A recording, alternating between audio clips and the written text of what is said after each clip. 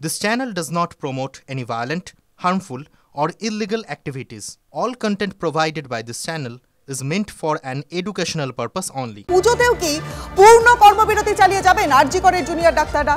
Senior এবং junior ডাক্তারদের বৈঠক, আন্দোলন চলুক, কিন্তু কর্মবিরতি প্রত্যাহার করে কাজে ফেরার পক্ষে আরজি করের বেশিরভাগ senior doctor.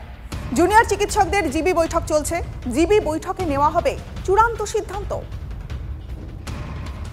Fair and Bright Night and Day Cream ত্বক থাকবে ব্রাইট সারাদিন, পলিউশন ফ্রি, ঠিক যেন রাতের ফোঁটা সাদা ফুল। সারাদিন হ্যাপি ব্রাইট স্কিন। কথা বলবো আমাদের সহকর্মী সৌরভ দত্ত রয়েছেন এই মুহূর্তে আমাদের সঙ্গে। সৌরভ, এই যে জিবি বৈঠক চলছে, জিবি বৈঠকেই কি চূড়ান্ত সিদ্ধান্ত নেওয়া হবে, কি জানা যাচ্ছে? এবার দেখো, আরজিকর মেডিকেল কলেজে কালকে আনুষ্ঠানিকভাবে কনভেনশন হয়েছে এবং সেখানে সিনিয়র চিকিৎসকরা খুব স্পষ্ট জানিয়েছেন যে পূর্ণ কর্মবিরতি প্রত্যাহার করার পরামর্শ দেওয়া দিয়েছেন তাদের জুনিয়র চিকিৎসকদের। আরজিকর মেডিকেল কলেজের পাশাপাশি অন্যান্য যে মেডিকেল কলেজ সেখানে আনুষ্ঠানিকভাবে না হলেও মৌখিকভাবে জুনিয়র চিকিৎসকরা তাদের সিনিয়রদের সঙ্গে কথা বলেছেন এবং সেখান থেকেও পূর্ণ কর্মবিরতি প্রত্যাহারের পক্ষে মত দিয়েছেন সিনিয়ররা। তবে আন্দোলন চালিয়ে যাওয়ার কথাও তারা বলেছেন এবং সেক্ষেত্রে আন্দোলনের ধরন কি হবে সেই বিষয়টা নিয়ে যে আলোচনা, সেই আলোচনা এখনো পর্যন্ত জীবিত শেষ হয়নি। তার পূর্ণ কর্মবিরতি থেকে সরে আসবেন কিনা রাতভর তারা সেই দীর্ঘ জিবি বৈঠক চলছে এবং যত সময় লাগছে ততই বোঝা যাচ্ছে যে ঐক্যমত্যে আসার প্রস্তুত চিকিৎসকরা দ্বিধা বিভক্ত হয়ে রয়েছে। এখন শেষ পর্যন্ত তারা কি সিদ্ধান্ত নেয় সেটাই দেখা। বেশ, অনেক ধন্যবাদ সৌরভ তোমাকে। পাশাপাশি ঠিক এই প্রসঙ্গে জুনিয়র ডাক্তার তারা কি বলছেন শোনাবো। অন্যান্য নানান ফর্মে যে আন্দোলনের ঘটনা প্রবাহ কিভাবে চলা যেতে পারে সেই নানান ফর্ম নিয়ে আলোচনা হচ্ছে। এই আলোচনার মাধ্যমে যে মুহূর্তে, এই জন্য আমরা আজকে আরজি করের কনভেনশনেও আমরা ডেকেছিলাম আমাদের টিচারদেরকে, ফ্যাকাল্টিদেরকে, সবাইকেই ডেকে তাদের অপিনিয়ন ও মতামত আমরা নিয়েছি। সেই মতামত থেকে আমার মনে হয় অতি দ্রুত আন্দোলনের বিভিন্ন ফর্ম উঠে আসবে, সেই ফর্ম নিয়ে হয়তো ফার্দার কর্মবিরতি চলবে। ওনাদের ওপিনিয়ন জানার জন্য বা ওনাদের আইডিয়া, মানে ওনাদের থেকে কিছু আইডিয়াস পাওয়ার জন্য মোস্টলি সেই জন্যই আমরা ডেকেছিলাম। এবার হচ্ছে যে আমরা যে এই কনভেনশনের পর এবার আমাদের ইন্ট্রা কলেজ জিবি হবে, সেই জিবি মিটিংয়ে আমরা সব কিছু ওপিনিয়ন্স, আইডিয়া সব কিছু নিয়ে আমরা আলোচনা করব। সিজ ওয়ার্ক নিয়ে, তারপরে হচ্ছে আমাদের আন্দোলন নিয়ে, আমাদের মুভমেন্ট নিয়ে, আমাদের পরবর্তীকালে আমাদের পুজোয় আমাদের কি কর্মসূচি থাকবে সব কিছু নিয়ে আমরা আলোচনা করব। অবভিয়াসলি সেটা মুভমেন্টকে এগিয়ে নিয়ে যেতে পারবে, এরকমই তারা অনেক আমাদের সাপোর্টে আমাদের সঙ্গে থাকার মতো সেরকম আইডিয়া দিয়েছে। নজর রাখবো পরের খবরে। আরজি করের ঘটনার পরেই জুনিয়র ডাক্তারদের টানা কর্মবিরতির বিরুদ্ধে এবার হাইকোর্টে জনস্বার্থ মামলা। একটি স্বেচ্ছাসেবী সংগঠনের তরফে দায়ের করা হয়েছে মামলা। কথা বলবো আমাদের সহকর্মী শ্রাবন্তী এই মুহূর্তে রয়েছেন আমাদের সঙ্গে। শ্রাবন্তী, এই যে জনস্বার্থ মামলা করা হয়েছে, কি বিস্তারিত আপডেট আছে? দেখো, জনস্বার্থ মামলা যেটা মূল বক্তব্য যে চিকিৎসকদের যে পেশা কিন্তু কোনো সাধারণ পেশা নয়। ডাক্তার যখন কেউ হন তখন তাদের একটা নির্দিষ্ট দায়িত্ব থাকে, তারা সেই শপথ গ্রহণ করেন এবং সেই দায়িত্ব তারা এড়াতে পারেন না। দীর্ঘদিন ধরে কর্মবিরতি চালিয়ে যাচ্ছেন জুনিয়র চিকিৎসকরা। এর জেরে স্বাস্থ্য পরিষেবা রীতিমতো বেহাল অবস্থায় রয়েছে।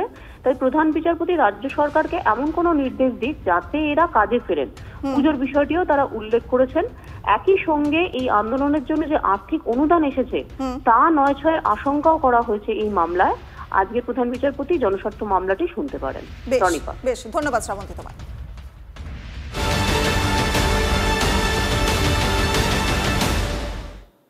আরজিকর হাসপাতাল এবং এই আরজিকর হাসপাতালের আর্থিক দুর্নীতি মামলায় এবার সিবিআই এর হাতে গ্রেফতার আশিস পান্ডে।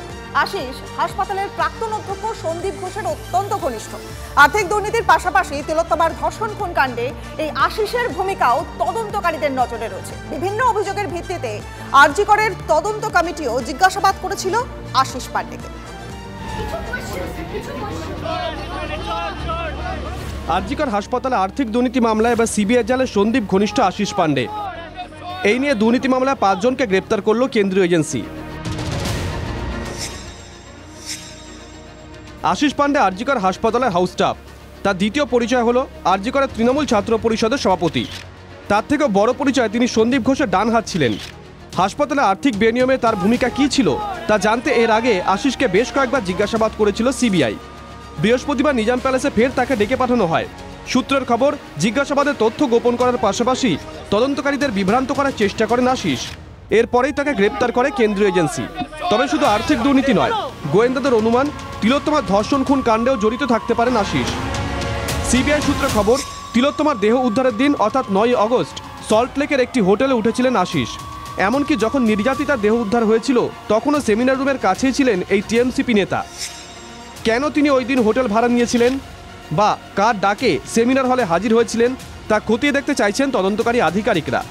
ক্যাম্পাসের বুকে যে ক্রিমিনালাইজেশনের মতন পরিবেশ তারা তৈরি করত, এই তৈরি করার পিছনে এক্স প্রিন্সিপালের যেমন মদত ছিল, তারা তাদের মানে যদি বলেন যে একটা বাস্তবে রূপ দিত এই ক্রিমিনালাইজেশনটাকে, তাহলে তারা এরা সেই জায়গা থেকে ইনকোয়ারি কমিটির কাছে নাম দিয়েছিলাম আজকে সিবিআইয়ের কাছে ফিনান্সিয়াল স্ক্যামের জন্য। অভিযোগ, আরজি করে দিনের পর দিন থ্রেড কালচারে যে সিন্ডিকেট চলছিল তার মাথায় ছিলেন আশিস। এ নিয়ে হাসপাতাল কর্তৃপক্ষ যে তদন্ত কমিটি গড়েছে, 25শে সেপ্টেম্বর তাদের শুনানিতে হাজির ছিলেন শাসক দলের এই চিকিৎসক নেতা। পুলিশ পাহারায় সেখান থেকে বেরিয়ে আসার সময় বিক্ষোভের মুখে পড়েন আশিস। তাকে ঘিরে চোর চোর স্লোগান দেন আন্দোলনকারী জুনিয়র চিকিৎসকরা। থ্রেড সিন্ডিকেট নিয়ে তদন্ত কমিটির রিপোর্টেও আশিস পান্ডের বিরুদ্ধে পুলিশি ব্যবস্থা নেওয়ার সুপারিশ করা হয়েছে। আড়িয়াদয়ের জয়ন্তর মতো এ আরেক বড় লুম্পেন, সিন্ডিকেট চালানো এবং যা যা করার সব কিছু টেরার।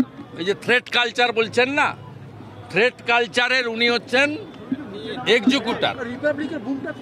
স্বাভাবিকভাবে আশিস পান্ডের গ্রেপ্তার কেন্দ্রীয় তদন্তকারী সংস্থা, তারা যে অত্যন্ত দায়িত্ব নিয়ে কাজ করছেন, এটার মধ্য দিয়ে এই মেসেজ গেল।